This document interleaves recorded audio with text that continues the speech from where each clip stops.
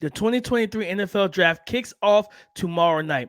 What better way to get prepared than a dueling first round mock with my guy and co host Keith Sanchez? Who is quarterback one, wide receiver one? Does anyone slip or fall down the boards in our mock? Stay tuned. We'll discuss it next on the Locked On NFL Draft Podcast. You are Locked On NFL Draft, your daily podcast covering the NFL Draft. Part of the Locked On Podcast Network, your team every day.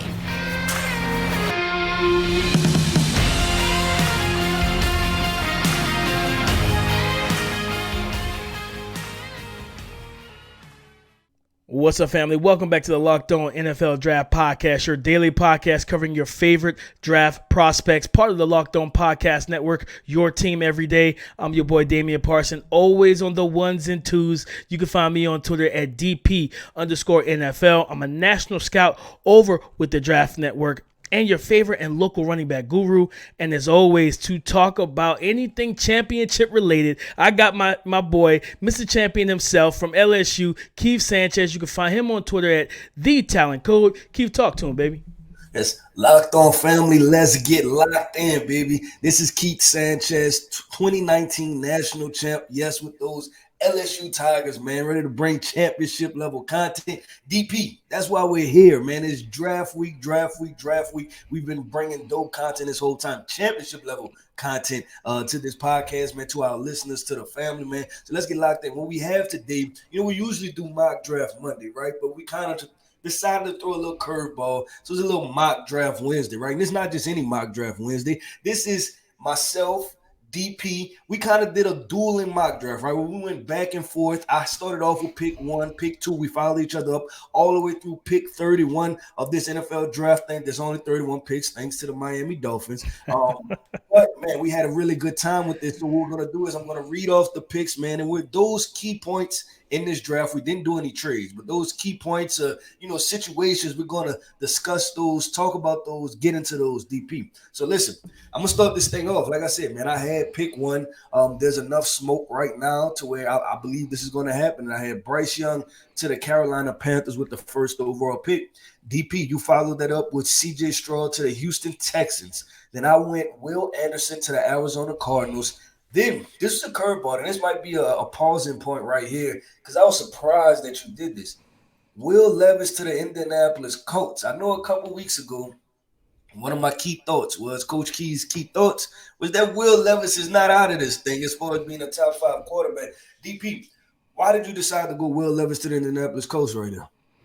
Man, I like you said, smoke, right? It's a lot of smoke, with the Colts, for probably the past month and a half. It was A-Rich from the Combine, right? It was Anthony Richardson to Indianapolis, right? He's out there throwing bombs in their home stadium, as he's working, he's testing. He was the biggest star there. He shined brighter than anybody. And then over the past couple weeks, man, all the smoke transitioned to somebody went to Will Levis's, camp and just lit a fire. So that's what all the smoke is right now, Keith. And they're saying, but at the same time, I think we both have said this. He fits the ideal look and model of what they've had in the past. The Peyton Mannings, the Carson Wentz, the Andrew Lucks, right? You know what I mean? He fits that look. And I could absolutely see Jim Irsay saying, that's my quarterback. The owner getting involved and saying, that's the guy I want. And, granted, he does fit kind of the scheme that they could run. And I think you laid that out perfectly on one of the most recent episodes where you talked about in your Coach K. I think it was last week. Coach K's key thought was last week. So, I mean, that's kind of where I went with that, man. I was like, I think the Colts are going to make that decision. I think they're going to do it. Yeah, DP, this is something that I've been on for a while, Will Levis to the Colts, because you just think about just culturally and everything else. It just seems like a fit. And then, Anthony Richardson blew up, right? And then everybody was like, hey, Shane Steichen just came, he was with Jalen Hurts. It just makes too much sense. But like you said, we do our research, right? Because we try to give our listeners the very best information that we can possibly give them, especially heading into this draft, man. And I seen on Shane Steichen's resume, he worked with Justin Herbert also. So he knows how to work with a true dual threat quarterback, right, with Jalen Hurts. But then he also knows how to work with just a quarterback you would say mobile, right? And I think that's what Will Levis is. That's what Justin Herbert is. And that, like, obviously, we're not saying that Will Levis is going to be Justin Herbert in any sense of the notion, but that's still a possibility that Shane Steichen could feel as a head coach that I could get some type of good quarterback level play because I've developed Justin Herbert also. So it's not just Anthony Richardson. That surprised me. I'm not gonna lie, DP. You shook me up with that one. I was not expecting you to go that way, man. But listen, then I followed up with Jalen Carter, pick number 5 to the Seattle Seahawks. You went Christian Gonzalez to the Detroit Lions, and we texted about it right when it was happening. And I said, you took my guy, man, because at pick 7, the Las Vegas Raiders are sitting there. So you took Christian Gonzalez. I've always mocked Christian Gonzalez. We've probably seen a lot of mock drafts with Christian Gonzalez to the Raiders.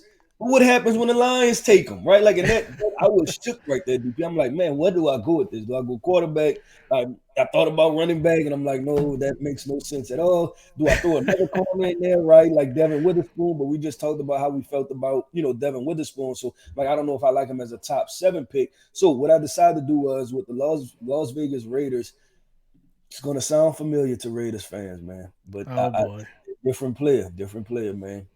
I went Clemson defensive end, Miles Murphy. Okay, it's not Cleveland Farrell. I went Miles Murphy, man. I went by the board. I went my big board, who I thought was a more talented player. We know that you have Chandler Jones, right? But I think Chandler Jones is on his way to getting phased out. So hopefully in the next year or two, Miles Murphy can be that edge guy along with Max Crosby, just and being able to have those guys battle on the edge, man, especially in that front. So that's why I went with the Las Vegas Raiders. Then you followed up, DP, Tyree Wilson to Atlanta Falcons with pick 8. I went Chicago Bears with pick 9. They drafted Peter Skoronski. You went Philadelphia Eagles with pick number 10, DP. You went Nolan Smith. Talk about that a little bit.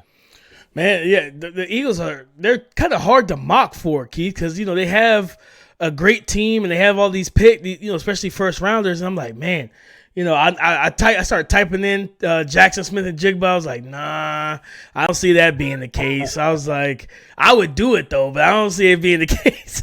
So I erased it and I was like, all right, I don't know where to go with this. But I was like, I'm gonna stick to my lawns. I'm gonna stick with Nolan Smith.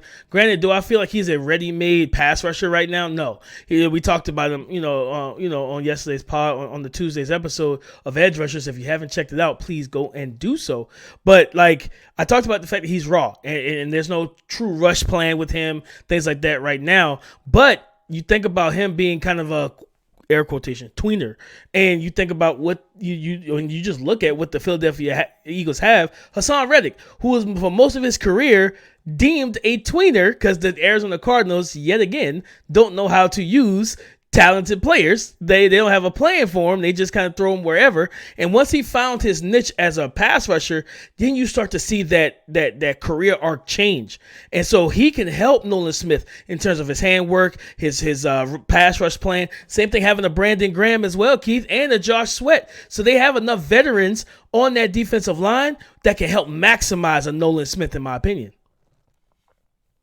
Yeah, no, I agree. This was I could see happening, right? But like you said, we just in what the episode or two ago, we just talked about Nolan Smith as a pass rusher, and I think he ranked somewhere between 6 and 8 for both of us, right, on our ranking. But then you also draft him this high because of the potential, right? And that's what we said. This whole draft is going to be a potential versus a production type situation and see which one lands. So when I seen you pick him, I'm like, okay, I kind of understand this because the Philadelphia Eagles, right, they went to the Super Bowl and they're still picking top 10 due to the Saints in that trade, right? So you kind of can use this pick. I don't even just want to call it a luxury pick, but more so a developmental pick, right? Like you have the opportunity to swing for the fences. And if you swing for the fences and you hit on a player like a Nolan Smith, right, then you get a guy that has an extreme amount of production, very talented, can really make some things happen. So DP, look, man, that was picks 1 through 10. Like I said, man, it was a curveball for me with the Christian Gonzalez situation. Him going to I had to make that pick, Keith. I had to make that pick because I know Lion fans are probably sitting there like, man, well, we got Cam Sutton, we got Emmanuel Mosley. Listen, I hear you. But this is an opportunity for you to win the NFC North and be the Kings of the North, the Lions of the North, right? This is an opportunity for you to do that as well as go to the playoffs and make some noise. So I said, give me Christian Gonzalez, get you a true number one caliber corner that I don't even believe he has reached his peak or his ceiling yet, Keith. So I had to go Christian Gonzalez at 6 to Detroit. I had to. Yeah, man. It's okay. I forgive you, man. I forgive you. You threw off my draft plans, but man, it's all good. But look, that wraps up pick 1 through 10. Coming up next, man, we have some really interesting picks, right? With the Houston Texans, they get their second pick. The New York Jets, man, who do they decide to select? The Green Bay Packers, do they finally go offense? Then we also have the Detroit Lions popping up yet again, man, with another pick. And do we get to see Anthony Richardson? Because he wasn't in the top 10. Is he in picks 11 through 20, man? So coming up next, me, DP, we're going picks 11 through 20. Guys, if you're looking for a delicious snack and don't want all the sugar and calories, then you need to give the best tasting protein bar ever, Built Bar. You got to give it a try. If you're like me and you want to make healthier snack choices, but you don't want to compromise on taste, I've got just a thing for you, Built Bars and Built Puffs. Built Bars are healthy and taste amazing. Seriously, they taste so amazing because, and you won't think they're good for you because they're made out of 100% real chocolate. And they have, different, dark chocolate at that. So, at the end of the day, it's real chocolate and that's what you really want. And you can get flavors like churro, peanut butter brownie, cookies and cream. And those are the things that you really want to buy into, guys. So I promise you want to give it a shot, give it a try. I'm taking them on my trip when we go to Kansas City, for this draft, for the draft. We'll be there. We'll be, in the building. So I want to make sure I have, I'll make sure I want to have some snacks and some treats with me. So I'm going to take me some Built Bar. Cookie and cream is my flavor. So if you have another flavor, just give it a try. But we can help you out with that as well. All you got to do is go to BuiltBar.com. Use our promo code LOCKEDON15 and you'll get 15% off your next order. Keith picks 11 through 20, man. So at number 11, you had the Tennessee Titans. You picked tackle out of Georgia, Broderick Jones. At 12, I picked Quentin Johnston, wide receiver from TCU, to the Houston Texans. You picked for the Jets at 13, Paris Johnson, tackle out of Ohio State. I selected for the New England Patriots at 14, Zay Flowers, receiver from Boston College. You took Jackson Smith and Jigba at 15 to the Green Bay Packers. I gave the Washington Commanders at 16, cornerback Devin Witherspoon. You followed up with cornerback Joey Porter Jr., keeping that Porter name in Pittsburgh with the Pittsburgh Steelers. I went Anthony Richardson at 18 to the Detroit Lions. You selected Darnell Wright, tackle out of Tennessee for the Tampa Bay Buccaneers, and I followed it up with John Michael Schmitz, center to the Seattle Seahawks out of Minnesota. Keith, so what stands out to you out of picks 11 through 20? Yeah, so let's start with the New England Patriots pick, man. You going with Zay Flowers to the New England Patriots. I thought that was rather interesting. What angle? How do you see that being a fit, right? Because Zay Flowers is a smaller guy. Do you think he can finally be that number one wide receiver that the New England Patriots, need? Or is he just, I don't want to say just, or is he, you drafting him as just another guy to throw into the mix? I think, bringing Bill O'Brien back into the fold as the OC, getting back to kind of the scheme and the system they've run for years, back when Tom Brady was there. The point of their offense, Keith, was the slot receiver, the Julian Edelmans, the Amendolas, the Wes Welkers, going back to Deion Branch and Troy Brown. Like that was their staple. Right? Where the slot receiver, those shifty run after catch options, those quick hitting options, that was the point for the quarterback. That was their first read typically. And then, of course, Rob Gronkowski and Randy Moss started making appearances and it changed some things a little bit. But throughout their time, and I think Zay Flowers, at the end of the day, unless they're going to trade up and go get another quarterback in this draft, Keith, they're settled with two middling skill sets with Bailey Zappi and Mac Jones. Well, how do you help elevate whoever's going to be under the center?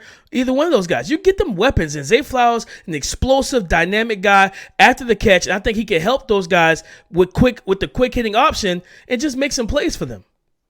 Yeah, so that is just a pairing that you haven't seen much, and I thought would be rather interesting. And I wonder too, just if they would take Zay Flowers that high, but I really do like Zay Flowers, the player, man. Look, the next thing is the very next pick, right? We've seen this back-to-back run on wide receivers, and that's when I decided to go Jackson Smith and Jigba to the Green Bay Packers, which like I said, I continue to talk about this. I just like the complementary effect that it gives, right? Like you said, you have Christian Watson, you have Romeo Doubs on the outside, two wide receivers, over 6'2", vertical stretch guys, long striders, and then you throw in Jackson Smith and Jigba to be able to work that intermediate route. And I think he's an easy guy to throw, like for Jordan Love to be able to throw the football too, right? Because we've seen him make contested catches, we've seen him make difficult touches, being able to contort his body in certain ways. You talk about body control, just being able to locate the football over either shoulder. So you see extremely talented wide receiver, and I just think it's a really good complementary piece. In the past, I started to go tight end here because in the past, the Packers,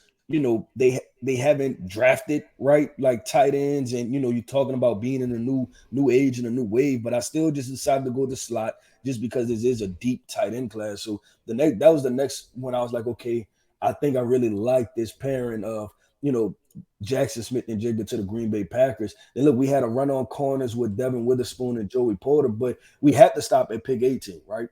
Mm-hmm. Let's talk about Anthony Richardson twofold, right? Is why did he fall? Do you feel like he's going to fall, right? And this is a mock draft. And then why is the Detroit Lions the best pick for Anthony Richardson? Man, first off, I can say for myself, for the teams I ended up having, you know what I mean? I had the Lions twice, of course, you know what I mean? But for the most of for the biggest part, the teams I had, the only spot that I felt comfortable putting him was going to be in Indy. But because I feel like Indy is kind of leaning towards Will Levis, whether that's right or wrong. Like, that's why I went. So I was like, well, I look at the other teams I had. I'm like, I don't want to, Houston just got CJ. So I was like, no. But I like the fit to Detroit because, again, it's similar to Seattle where he doesn't have to start right away. And they have weapons and a really good coach. Right. So you started your explanation of DP saying that, of the teams that you had to select, right? So basically, Anthony Richardson's fall, you basically blamed it on me, right? You said that, look, if it was my choice, you know what I'm saying, I would have picked different. You basically blamed it on me. I'm just saying, I ain't have too much control in it. You know what I'm saying? I was like, hey, It's cool. The luck of the draw was not on my side to get my boy in the top 10 unless I win him at 6, and then Lions fans would have half of my neck, All right. Yeah, I'm with you. I have a question. What teams above 18? Because, this could very well happen to Anthony Richardson, but what teams do you see, possibly drafting him above pick 18? Like outside of like the top 5, right? Yeah. And then, between that 5 and 18 range. I think the Raiders. will take a big look at him. I think Tennessee, if he fell, I think they would take a strong look at him. Because I don't know if you saw, but there's Akbar Bijam. I can't pronounce his last name, but yeah. So he tweeted out something over the weekend about Derrick Henry possibly being on the move via trade to the Philadelphia Eagles. Now, and he's standing strong on that. He was like, "Listen, you heard it here first." Now, if that was to happen, that's signaling to me that we are going a total different direction with this offense going forward.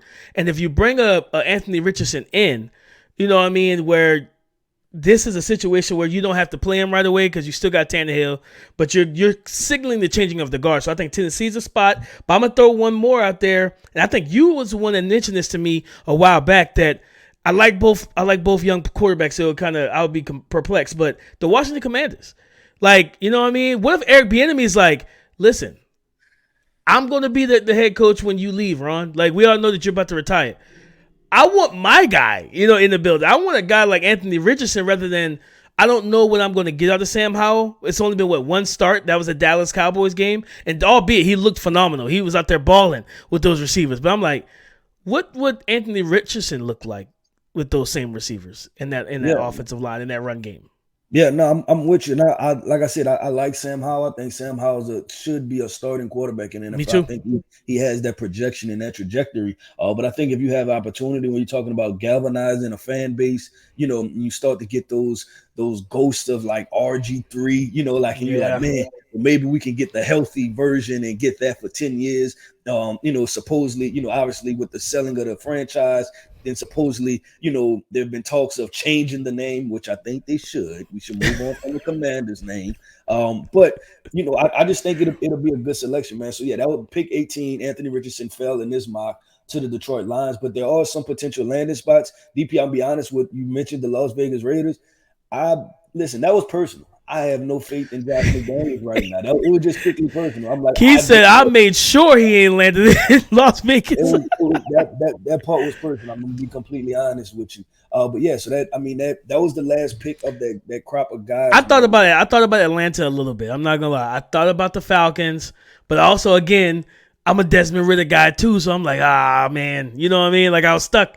So I went with, kind of best player available type thing. I went with like Tyree Wilson, but I really thought about the Falcons. Yeah, no, I mean, and I like it, right? Because this mock draft, I feel like it was real. Like, there's still a possibility. Everyone loves Anthony Richardson, but who knows, right? Like, we get the draft day, these teams start talking about, hey, we feel good about the quarterback situation. Let's go get offensive tackle. Right. They start talking themselves out of it. Yeah. And some franchises may feel like, man, I don't have, or the head coaches, right? I don't have 2-3 years to develop Anthony Richardson. He falls to the Detroit Lions, which I think is a good situation for Anthony Richardson. Moving forward. So DP, look, man, that was picks 11 through 20, right? And we seen the Anthony Richardson appearance. But listen, there's still some talented guys, right? Like we still have some running backs. We haven't seen Bijan come off the board yet, so y'all know I'm kind of angry about that, right? So let's see what we have coming up next, man, with this next slate of picks, man. We're going to go 21 through 31, man. There's still some big names on the board. Like we say, Kalijah Cansey still out there, Bijan Robinson. We haven't seen a Michael Mayer. And does Jahmyr Gibbs slip into the back end of the first round? All right, Keith. Picks 21 through 31, the final stretch. You had the Los Angeles Chargers. At 21, you picked tight end out of Oregon State, Luke Musgrave. I had the Baltimore Ravens at 22. I picked Deonte Banks, cornerback out of Maryland. For the Minnesota Vikings at 23, you selected wide receiver out of USC, Jordan Addison. I followed that up with Jacksonville Jaguars at 24, Keely Ringo, cornerback out of Georgia. You gave the New York Giants at 25, interior offensive lineman out of Florida, Osiris Torrance. I gave the Dallas Cowboys Adetomiwa Adewabare. I felt like I nailed that time. I felt like I hit that time. You know what I mean? Defensive lineman from Northwestern. You gave the Buffalo Bills at 27, Bijan Robinson out of Texas, running back. I gave the Cincinnati Bengals at 28, Michael Mayer. You follow up with the New Orleans Saints. You gave them Derek Hall, edge rusher out of Auburn. I gave the Philadelphia Eagles at number 30, Brian Branch, safety, nickel corner from Alabama. And this one here, you finished it off with the Kansas City Chiefs at 31, giving them Jahmyr Gibbs. I felt like that was personal, that you wanted to get both of those running backs in the first round. I felt like that was extremely personal for you. Well, you know what, DP? It was personal. It was personal. I made sure both running backs. I've been a running back guy through this entire draft process. I have both. I had the opportunity to put both running backs in the first round. You did. I got the job done, baby. But listen, man, going through these picks real quick. I want to start at the top, right? Because I know our listeners will be like, what? Like there was one tight end taken, and it was not Dalton Kincaid, right? I went with Luke Musgrave. I went more of the upside. I think Dalton Kincaid is going to be a really talented football player. Our comp is the Philadelphia Eagles tight end, Zach Ertz, right? We think he reminds us of that guy. Just detailed everything he does, man. But I like Luke Musgrave for the upside and for the vertical stretch part of this offense. And I think Luke has that opportunity. So that's why I went with him to the Chargers, man. Listen, then we go down the list. Jordan Addison was another pick, DP, that I had. And I because there's been I won't say a dislike of Jordan Addison, but obviously his stock has fallen somewhat, right? And I just think he's a really good complementary piece, right? Like even when you talk about another USC wide receiver, like a Robert Woods type career, to where Robert is probably not a number one wide receiver, right? But whenever he's paired with another really good wide receiver, you get consistent level play. And we've compared him to, Jeremy Maclin and Nelson Aguilar, things like that. I think there's just a slot for him for being a really talented football player. Maybe he's never dominating the NFL, but he's giving you really good production. And that's how I feel about Jordan Addison, man. Continue to move down this draft. You went, like you said, Keely Ringo. I have a question, DP, and I know Cowboys Nation wants to know about this. The Adetomiwa Adebawore, like what was the thought process behind that? Because I know Cowboys Nation wants to know. Some of them may be asking, like, what are we doing? I'm gonna tell you what you're doing. You're getting after Jalen Hurts. That's what you're doing. You getting in the backfield with optimal pressure packages, man. I thought about adding Tommy to this interior defensive line and a guy that can play, some on the edge as well. Just getting more juice, more explosiveness, more power to this pass rush, Keith. And where now when you look at what you have, having DeMarcus Lawrence, having Micah Parsons, and now Edward Tomway, like literally getting into the face of Jalen Hurts, when now you can kind of cage rush him and you can collapse at all angles, in my opinion, Keith. And he holds up well against the run. He has, in terms of the point of attack, he holds up well against zone runs as well, knowing how to strike and turn those reach blocks and defeat them, and then get into the backfield and make a play. So for a team where you know that you're going to have to deal with the run game, but also you have a very talented quarterback who has a lot of talented weapons, you need to get back there. You need to get back there quickly. And I feel like being able to close and collapse all angles and gaps on Jalen Hurts is going to be your best chance of defeating this Philadelphia Eagles team that has 2 first-round picks. So that's why I went with Adewale Tomaway. Okay, that makes sense. I got some convincing out of that because initially when you did and you made the pick, I'm like, okay, we're gonna have to talk about that one, right? Because that one kind of came out of left field for me, was not expecting it. But look, Buffalo Bills, man, getting Bijan Robinson. And Bills Nation, this is simple. You're not getting better, you're getting worse, right? Like we talked, you drafted James Cook in the second round. You're gonna spend a second round pick on James Cook. You could spend a first round pick on Bijan Robinson, point blank, period. That's just how I feel, man. So and guess what? It was like, okay, we'll just kind of supplement this, and then it's another one of those situations. I'm one of those guys where I don't feel like you should disregard any position, right? Because teams, when you get into the playoffs, they attack your weaknesses, and then the Buffalo Bills, they was able to throw the football, right, this entire season. Then I always talked about this. This Bills team is built as though they're a dome team. They're built as though they're a team that plays on turf, right? Like you have Josh Allen runs around, scrambles, throws the ball 400 yards. Well, what about those times when now we're playing in January, which you will be if you're this Buffalo Bills team, right? And it's 5 degrees outside and you have to run the football. So my point is that you don't need a talented running back until you need a talented running back. Go ahead and get that talented running back. You still have the opportunity to possibly trade for and go get a guy like DeAndre Hopkins. And then now you're backloading and people are back saying, you know what? This Buffalo Bills team is one of the most talented rosters in the NFL. So that's why I made the Bijan pick. DP, I said there was only one tight end selected, but you slid Michael Mayer into the Cincinnati Bengals. And then I want you to kind of real quick, man, the Philadelphia Eagles at pick 30, you went Brian Branch. This is another name that's kind of cooled off, much like Jordan Addison's name after the combine. Yeah, I mean, with Brian Branch, man, losing Chauncey Gardner-Johnson, that's a big loss, Keith. A guy that could do a lot of different things. He's a Swiss Army knife. He played nickel corner. He played, safety and played in the 2 high sets. You know what I mean? He could play man-to-man coverage, drop off in zone, had tremendous ball skills to be able to be around the football and make plays on it. And he brought an attitude to this secondary as well. And I think understanding what you lost in that, it's time to make sure you replace it. And Brian Branch is a top safety, on many boards. I think even on ours. So, and the only first round graded safety that we have as well. So I think for us, man, and for me, I wanted to replace that missing void. I wanted to go ahead and fill that missing void with another talented player who's also a Swiss Army knife and a guy that's very versatile. He could blitz, out of the nickel sets as well.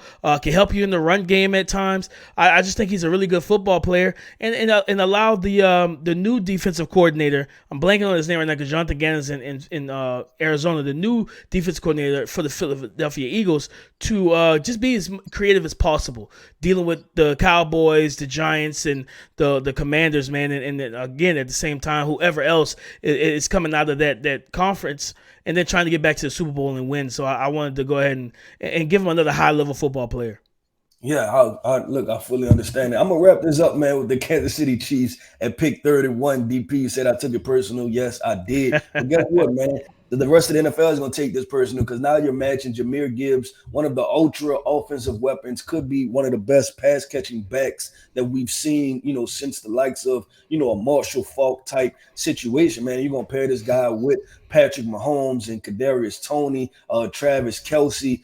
So I made this selection off of NFL the rest of the teams picking ahead, y'all screwed up, right? Like, this is on y'all. This part is on y'all. Y'all let Jahmyr Gibbs, because he was a quote-unquote running back, fall all the way to the end of the first round, man. But that wraps up DP. That was our last mock draft, baby. That was the last mock draft with this class. Man, now we get to talk about what's going to happen in the NFL draft. Less than 48 hours away. We're extremely excited, man. Thank y'all for rocking with us.